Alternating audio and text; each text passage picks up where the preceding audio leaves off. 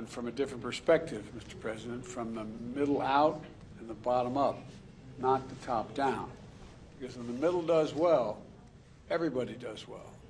Working class folks have a chance to move up, and the wealthy still do fine, as long as they pay their taxes. But at any rate, so I'm really looking forward to working with you. I really am. And, President, we are always trying to convince the rich people that the less poor exists in humanity, the fewer the poor, it will even be better for the rich.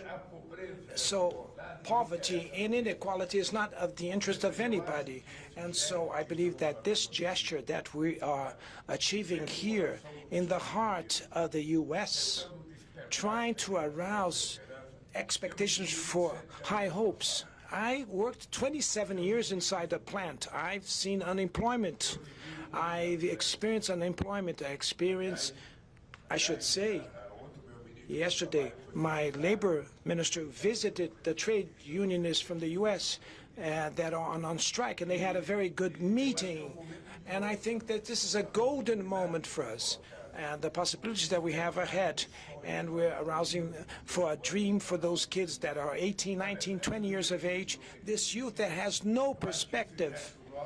I think that this gesture of ours could be service for hope, so that people can start to believe that, yes, it is possible to build another world. Another world is possible with more fraternity, with more solidarity, with more fairness, and that humanity goes back to humanism, that people should demonstrate more solidarity. In Brazil, we always say the following: it is necessary to make that hope will overcome fear.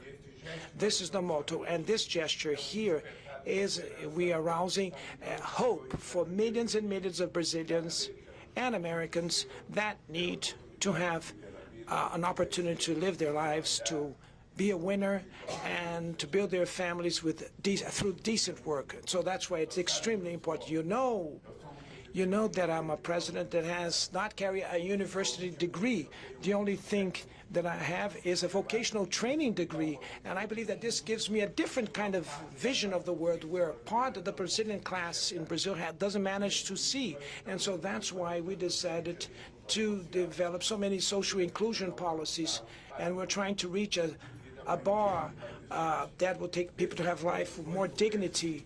And in the 8 months that we're in office, we are already restoring democracy procedures in Brazil. We have already recovered 42 social inclusion policies. We have already drafted an investment plan. For the first time under a democratic regime, we just passed a tax reform in the House of Representatives. And I think that this will allow that Brazil can have a quality leap forward. And I believe that the relationship between the U.S. and Brazil would be improved, and that we can behave as friends seeking a common objective: development and improving the lives of our people. You know, our secretary, I know the staff is going crazy. They're supposed to say, we're supposed to ask the press to leave a long time ago. But I want to say one more thing. Our Secretary of Treasury pointed out, the Treasury Department did a significant report and pointed out that, and this is a fact, when organized labor is engaged and involved, everyone does better. The wealthy do better, everyone does better.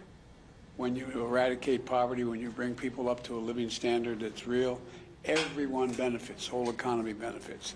And that's why I sent you the best ambassador in America, to make sure you're all set. At any rate, we better get on to business, I guess, here. Thanks, guys. Thanks, Press. Thanks, guys. Thank you, guys. Appreciate it. Thanks, guys. Appreciate it. You got Joey in there. I got you, man.